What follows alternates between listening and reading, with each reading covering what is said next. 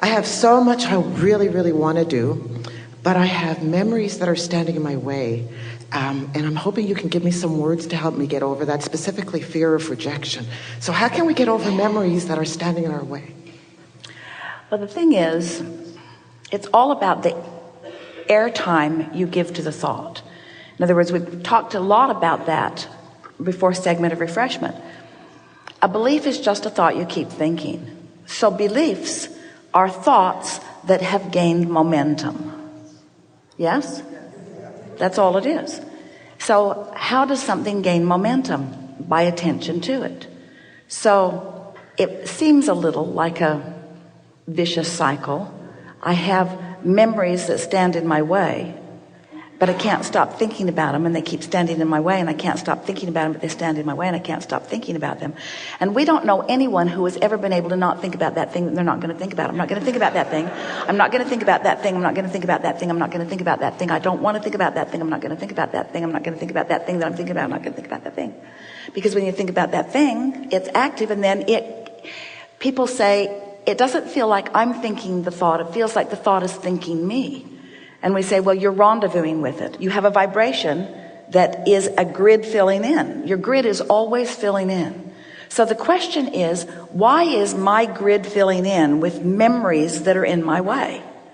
And you see, it's not just filling in with memories that are in your way. It's filling in with current thoughts that are in your way too. So that's not really a completely accurate statement. A more accurate statement would be, Abraham, apparently I've got a habit of vibration that's on a vibrational grid spinning level that keeps letting in or bringing to me thoughts that are in my way.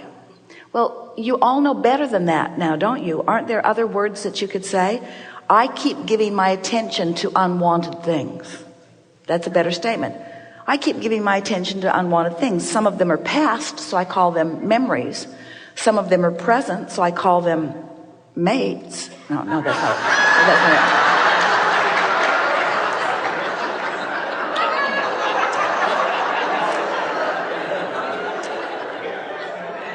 it. Not so much future, but past and present things that are annoying you. So we're going to put the question back to all of you, to you specifically. How can I not think about that thing I'm thinking about? Think about something else. And in the moment of thinking about it, is that the time to stop thinking about it? Depends on how much momentum, doesn't it? So sometimes I'm just going to have to accept that there's enough momentum going that I'm going to keep thinking about it. That's why it feels like my thoughts are thinking me. But I could do a better job of choosing differently by getting out ahead of it. That's what we call pre-paving. Pre-paving is finding some neutral zone, some neutral place where you're feeling better, and then deliberately getting momentum going. If you deliberately get momentum going, then other momentum on another vibrational frequency won't get going. And if you practice that different vibrational frequency often enough, then you'll get that momentum going until those memories will fade. Do you ever have memories that you just can't remember? Oh man, I used to tell that story all the time. All those people, their names were on the tip of my tongue all the time. I told that story. What about those jokes? I used to know a joke. I used to know a joke about that.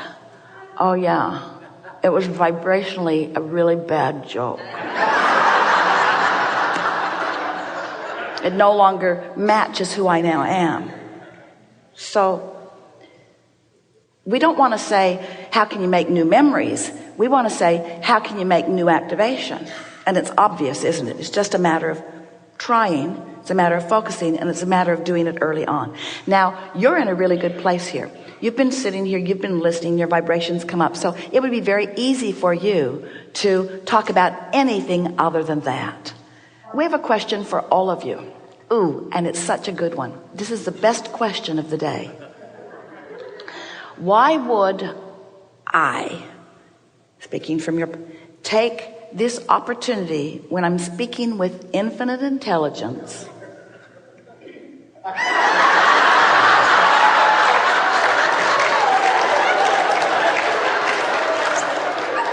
why would I deliberately activate a vibration, a question, a memory that's not up to speed with where I've already come? Well, the answer to that question, really good question, is because I, like most of my fellow humans, have believed for a long time that I have to get to the bottom of problems and ferret them out. I got to clean them out. So I got to ask about these memories that are in my way. But you're understanding more and more now that there's no bottom to anything. You don't get to the bottom of it. All you do is garner more momentum. There's no bottom. There's no bottom. There's just more momentum about the thing I don't want. So the best answer to your question is never ask that question again. Don't talk about it. Don't think about it. Don't activate it. Or you might ask yourself, am I looking for an excuse to explain why things aren't better? Since I don't really like where I am, and it seems from everything I've heard from Abraham that I deserve all that I want, and since I don't have all that I want, there must be a reason. I think I'll ask Abraham what they think the reason is. I think I know the reason. I think I've got beliefs, memories, things that have happened to me in the past that are in my way. Yeah, that must be it. That would explain why I'm not doing better. But every time you try to explain why you're not doing better, you just hold yourself on that wheel that won't let it be better. You just got to stop talking about that altogether and think about how many things that are going really, really well. Okay. Yeah? Somewhere else. Yeah. Okay. That was good. Thank you. Yeah.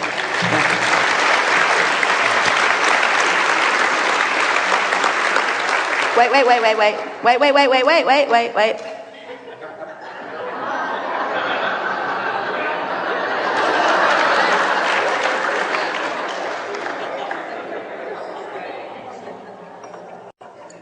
This is my first time getting to be with you, and I've been invited to speak at a young woman's expo. Their ages 11 through 18, and I have a lot of experience around depression, bipolar, suicidal thinking. I want to make it should be a party.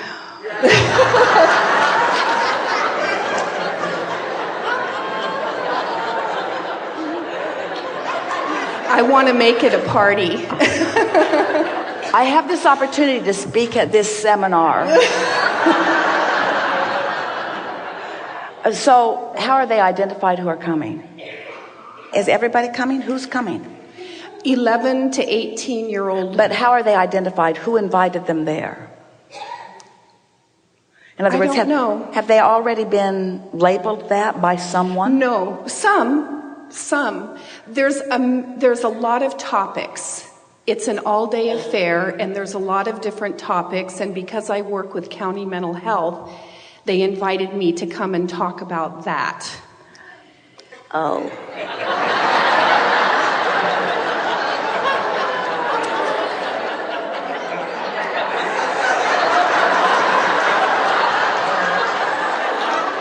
How can I make this a really uplifting... Tell them you only want 10 seconds. Well, we're playing with you a little bit, but we're just bouncing off the labels that you presented.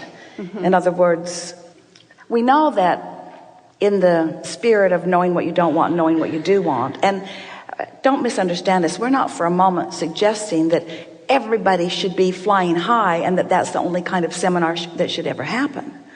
But we also think that you can't uplift anyone unless you are in that place. And the problem with labels is that there is judgment, and we don't mean inappropriate judgment, but there's evaluation and opinion about the place that they are, which clutters your vibration, makes it not possible for you to connect to the stream, so you can't possibly in real time give anyone what they really want. So you have to find some way of staying aloof from your own topic. Yes. Any suggestions for that? Do you have a label for your seminar? How long is it? How long is your presentation to be? 1 hour. And my 19-year-old daughter is tag teaming in this with me, and her topic is bullying. And what is the label that you are giving to your presentation? Normal, what is normal anyway?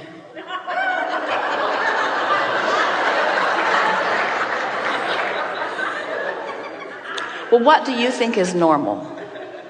Society's standards. So this is a seminar about what is, in an effort to move beyond it. So we would find a new title. We would call it The Impossible Dream. I've come to talk to you about dysfunction, and in doing so, I will certainly perpetuate it. Be a great opener. The Impossible Dream. I've been assigned to talk to you about what is, but I know with everything that I am, with every experience that I've had, with every encounter that I've had with every other individual, that as I talk to you about what is, all we do together is ensure that what is won't change much. So we have the option, say to them, of talking about what is or talking about what we prefer. And there's a lot of what is in your experience that's really, really good. I'd like to help you to focus upon the aspects of your life that are working, because I know with everything that I am, that if you will focus upon the aspects of your life that you like best, that you will achieve we'll find words that they will be able to hear. You will achieve a state of mind that will make it possible for you to live more of that. I know these things for sure. I think when I was assigned this responsibility of talking to you, they thought that somehow I would be able to wrestle you to the ground and help you see the things that you are doing wrong in order to improve your life experience, because this is a very well-meaning organization. All of us here want more than life itself for you to live the joyous life that you were born to live. But I think all of that is wrong-headed. I think that's what's gone wrong with most child rearing and most of society, as a matter of fact. I think that what's gone wrong with society is we are looking at problems thinking that we can solve them, and there is no possibility of ever solving a problem by looking at it. We must become solution oriented. And solution orientation means looking at what is solved so chronically, so succinctly, in such detail, with such vivid attention, that it dominates the way we feel about us until that takes over the life experience that we are living. And I'm thrilled to talk to you at these tender young ages, because you know more than any adult you know exactly what I'm talking about. You've been curtailed, you've been cataloged, you've been pigeonholed, you've been contained, you've been controlled, and you've been convinced that you are not perfect as you are. And I will not stand in that arena, because I see you as perfect as you are. Beautiful.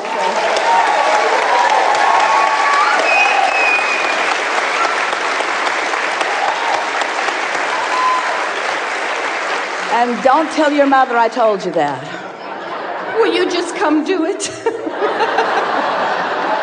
Yes. Enough? Yes, thank you.